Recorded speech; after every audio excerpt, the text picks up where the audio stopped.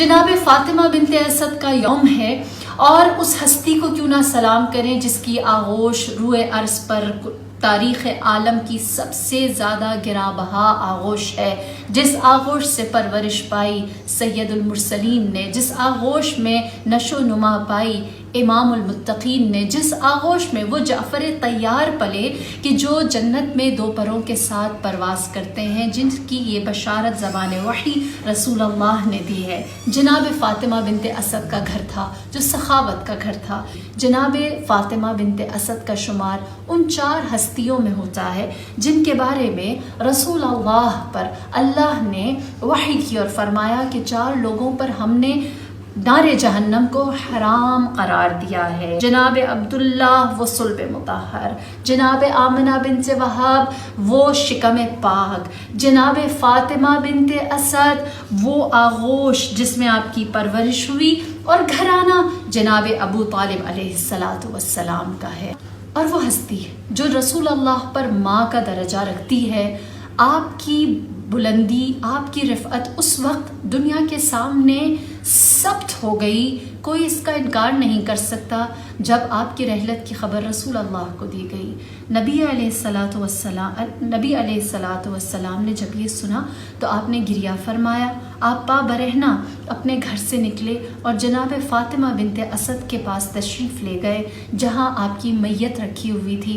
आपने अपने सर से अमामा उतारा और फरमाया, इसको मेरी माँ का कफन बनाया जाए।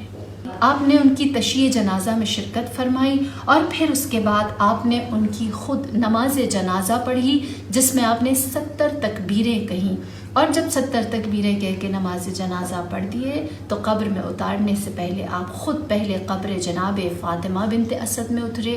आपने दुआ फरमाई, फिर अमीर अल मोमिनीन को ये हुक्म दिया, उन्होंने दुआ फरमाई, और फिर उसके बाद सिफारिश करने के बाद अपने हाथों से कब्र में आपकी मैयत को उतारा। जनाब अम्मार यासिर कहते हैं, मैंने जब ये एहतमाम देखा तो मैं हैरान हुआ कि रसूल अल्लाह ने कभी किसी के मैयत में ये एहतमाम नहीं किया जो आज जनाब फ़ातिमा बिनते असद के लिए किया जा रहा है। तो मैंने उनसे पूछा और कहा, क्यों पाबा रहना शामिल हुए?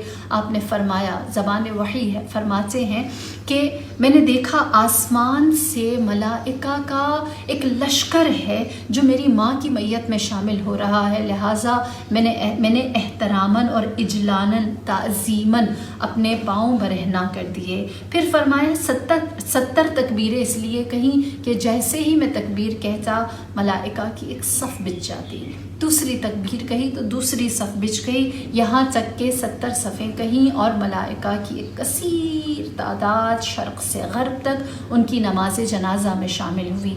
फरमाया कि अपने कफ़न का अमामा इसलिए पहनाया क्योंकि क़यामत के अहवाल सख्त हैं, उस दिन हर कोई बरहना होगा। और जब मैंने अपनी वालिदा के सामने जनाब फ़ातिमा बिनते असद के सामने क़यामत की होलनाकियों को बयान किया था तो वो शिद्दत खशियत से खौफ खा गई और गिरिया करने लगी।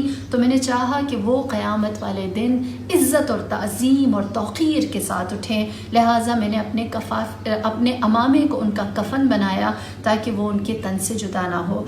फ़िशार क़ब्र सख्त मरहला है, लिहाजा मैं उनकी कब्र में लेटा और मैंने उनके लिए खुदा से तलब मग़फ़िरत की और मैंने देखा कि उनके लिए जन्नत के 2 दरवाज़े उनकी कब्र से खुल गए। जब मैंने उसे देखा तो मैंने रहमतुल लिल आलमीन, बतौर रहमतुल लिल आलमीन रब्बुल आलमीन का शुक्र अदा किया और उनको ये सफ़र आखिरत के हवाले किया। फिर फरमाते हैं जनाब अम्मार यासिर कि रसूल कुछ देर उनकी कब्र पर बैठे रहे।